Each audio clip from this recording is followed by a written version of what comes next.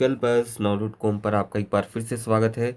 हमारी जो एप्लीकेशन है वह भी आप गूगल प्ले स्टोर से डाउनलोड कर सकते हैं और जुडिशरी प्रीलिम्स और मेंस की तैयारी प्रतिदिन और वीकली जो हमारे टास्क होते हैं उनके आधार पर आप कर सकते हैं।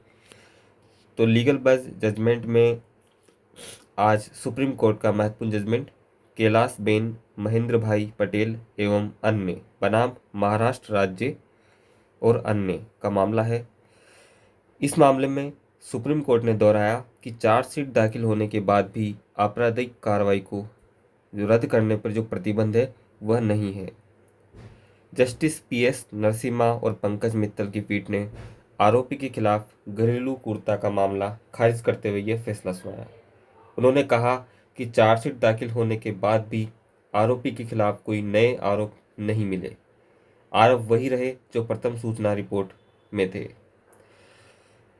केस इनसाइट्स अदालत ने पिछले मामलों का हवाला दिया जहां उसने स्पष्ट रूप से कहा था कि उच्च न्यायालय के पास आपराधिक मामलों को रद्द करने की शक्ति है, भले ही चार्जशीट दाखिल हो गई हो। यह शक्ति सीआरपीसी की धारा 482 के तहत प्रयोग में की जा सकती है। महत्वपूर्ण मामलों का हवाला देते हुए शैलेश चंद्र बनाम उत्तराखंड राज्य के मामले में अदालत ने कहा था कि भले ही चार्जशीट दाखिल हो गई हो, अदालत अभी भी जांच कर सकती है कि क्या एफआईआर, चार्जशीट और अन्य डॉक्यूमेंट्स के आधार पर कथित अपराध प्रथम दृष्टया साबित होते हैं या नहीं। आनंद कुमार मेहता बनाम राज्य के मामले में कहा गया था कि उच्च न्यायालय प्रक्रिया के दुरुपयोग को रोकने के लिए आपराधिक कार्रवाई में हस्तक्षेप कर सकता है, भले ही चार्जशीट दाखिल हो गई हो।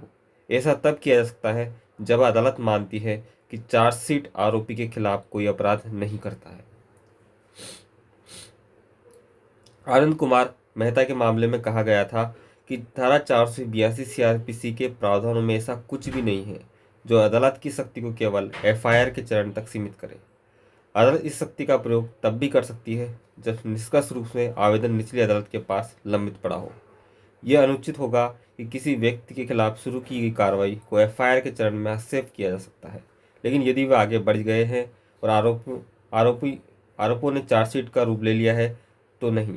इसके विपरीत ये कहा गया कि यदि एफआईआर ने जांच के बाद चार्जशीट का रूप ले लिया है तो एफआईआर के कारण प्रक्रिया का दुरुपयोग बढ़ जाता है। तो महत्वपूर्ण मामला सुप्रीम कोर्ट का। Thank you.